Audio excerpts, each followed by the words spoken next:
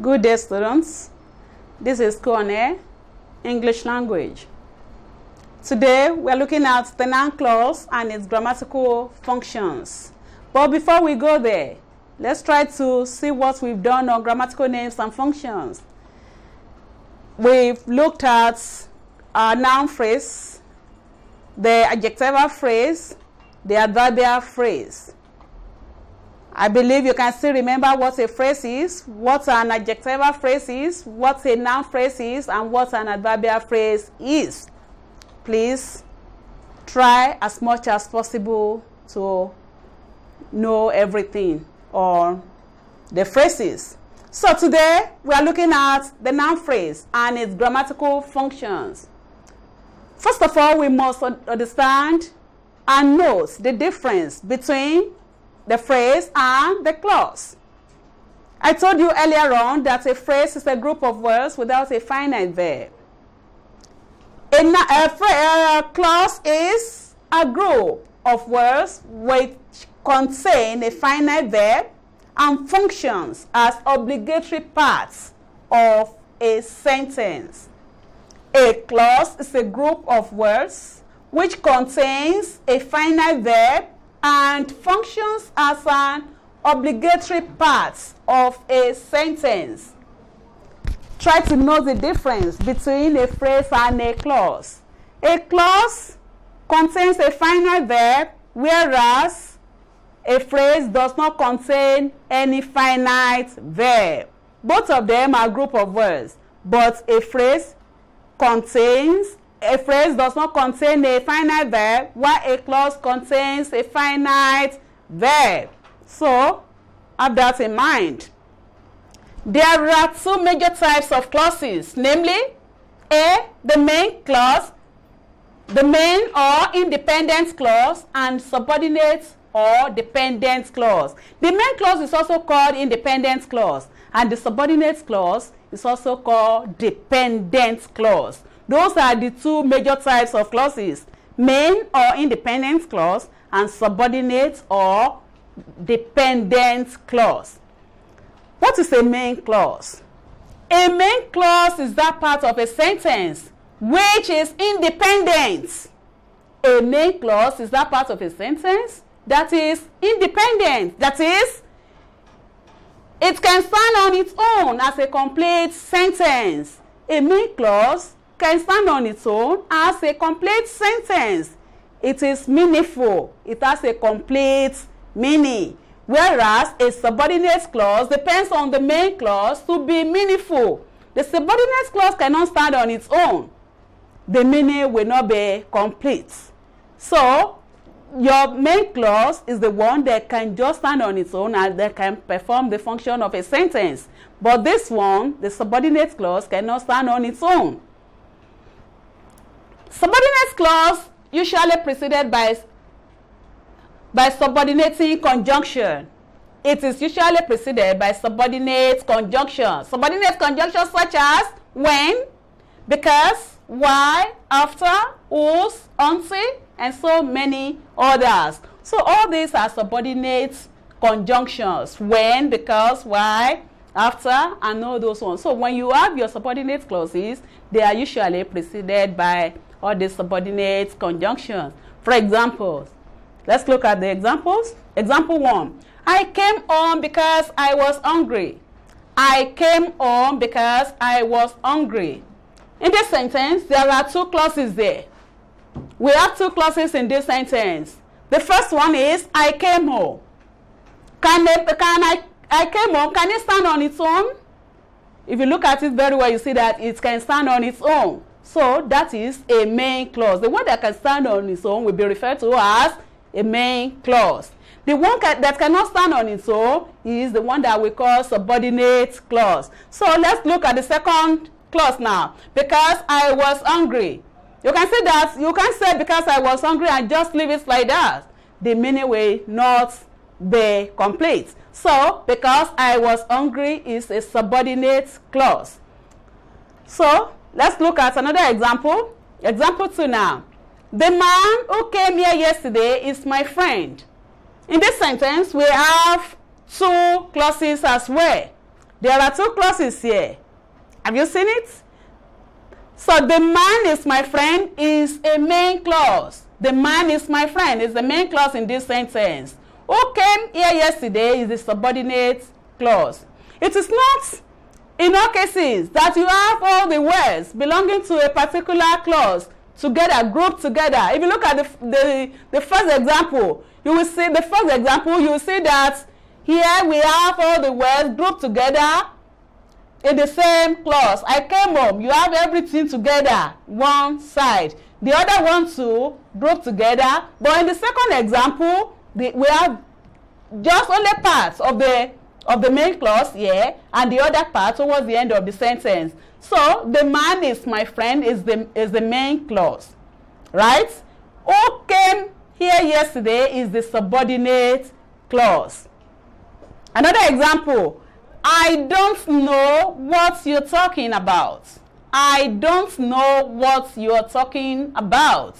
I don't know is the main clause. What you're talking about is the subordinate clause. But if you have the two parts, that is the two clauses, if you have the two parts, that is the two clauses, joined together by a coordinating conjunction such as and or but, it means that each of the clauses can stand on its own.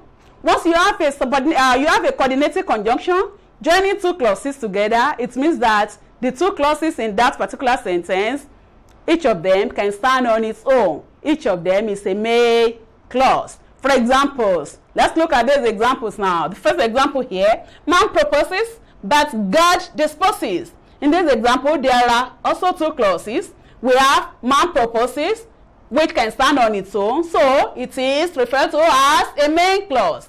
Then God disposes is also a main clause because it can stand on its own. So man proposes, but God disposes. The coordinating conjunction here is but.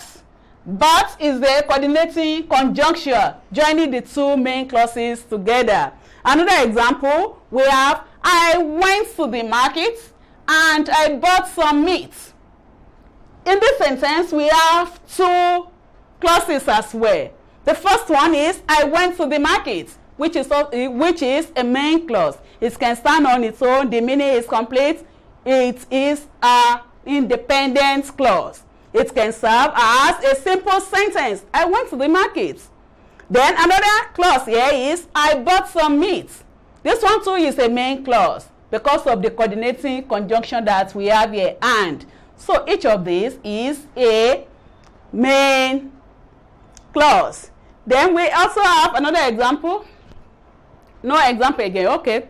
Now let's look at this. We are through with the main clauses. Now let's look at subordinate clause. A subordinate clause can be divided into three. A subordinate clause, now that you know what a main clause is, you know what a subordinate clause. If you are given some sentences, I'm sure you can now analyze them into the main and the subordinate clauses. You can identify different types of clauses that you have in given sentences. So a subordinate clause can be divided into three. Namely, 1, we have the noun clause. 2, we have the adjectival clause. And 3, we also have the adverbial clause. So all these clauses, they are subordinate clauses. The noun clause, the adjectival clause, and the adverbial clause. The three of them are subordinate clauses. Now we want to look at the first one, which is the noun clause. What is a noun clause? A noun clause is a group of words that has a finite verb and performs any of the functions of a noun in a sentence. I want to refer you now to what we learned under noun phrase. Can you still remember the functions of noun phrases? Can you? I gave you 4 functions then, right? 1, the subject of a verb. 2, the object of a verb. 3, subject complements. And 4, object complements. So your noun clause too can perform any of those functions. That is, your noun clause can be the subject of a verb, your noun clause can be the object of a verb, your noun clause can be the subject complement, your noun clause can as well be the object complement, right? So, noun clause can be introduced by words such as that, why, whether, how, what, and so many others. For example, now let's look at noun clause and its grammatical functions. What we did to noun phrase, that's what we want to look at now under noun clause. What is a noun clause? Noun clause, the first function I told you, the first function is noun clause as the subject. Noun clause as the subject of a verb. Noun clause as the subject of a verb. Let's look at the examples here. Example 1. What is said annoyed me. What is said annoyed me. The underlined expression here is what is said. So the GN is a noun clause. You will look out for finite verb to differentiate whether it is a clause or it is a phrase. Once you can say a finite verb there, then you know that definitely it is a clause. So it will be wrong of you to identify this as a noun phrase because of the finite verb said. So this one is a noun clause. And the GF is subject of the verb. Subject of the verb annoyed. Subject of the verb annoyed. Here what is said is performing the function of subject in this particular sentence. Are we there? Then another example, example 2. That he was made a chief made everyone happy. That he was made a chief made everyone happy. The underlined expression here is a noun clause. Don't forget to differentiate whether it is a phrase or a clause. You look out for the finite verb. And have you seen the finite verb there? Good. So the GN now is the noun phrase. And the GF is subject of the verb made. The made here, this is the second made. That is the verb. The verb that is modified is not within the underlined expression. It has to be outside. So you look out for your verb outside the underlined expression. Now, let's look at the second function. Noun clause as the object of a verb. Noun clause as object of a verb. Now, the first example here, he repeated all what the teacher said. He repeated all what the teacher said. The GN of the underlined expression, all what the teacher said, is a noun clause. Have you seen the noun phrase? Fine. Now the GF is object of the verb repeated. I told you earlier on that you have to write out the verb. You write it out as you have it in the sentence. So repeated, you bring it out here. Object of the verb repeated. Right? Example 2 now. I can't remember when last I saw you. The underlined expression here is when last I saw you. The GN is noun phrase and the GF is object. The GN is noun clause and the GF is object of the verb remember. This is the verb, object of the verb remember. Now the third function, noun clause as the subject complement. I told you earlier on that there are two types of complements. We have the subject complement and object complement. The one that refers to subject is referred to as subject complement, and the one that is completing the object is object complement. So we now want to look at the one that is subject complement. Let's see the examples now. Example 1. The most important thing is that she has a baby. The most important thing is that she has a baby. The underlined expression here is that she has a baby. This is a noun clause. And the GF is subject complement. Subject complement is referring to the subject, right? So the second example, what I know is that she is a liar. What I know is that she is a liar. The GN is noun clause and the GF is subject complement. So another function, we have the noun clause, the noun clause as the object complement. Noun clause as the object complement. Example 1, the man called her what she liked. The man called her what she liked.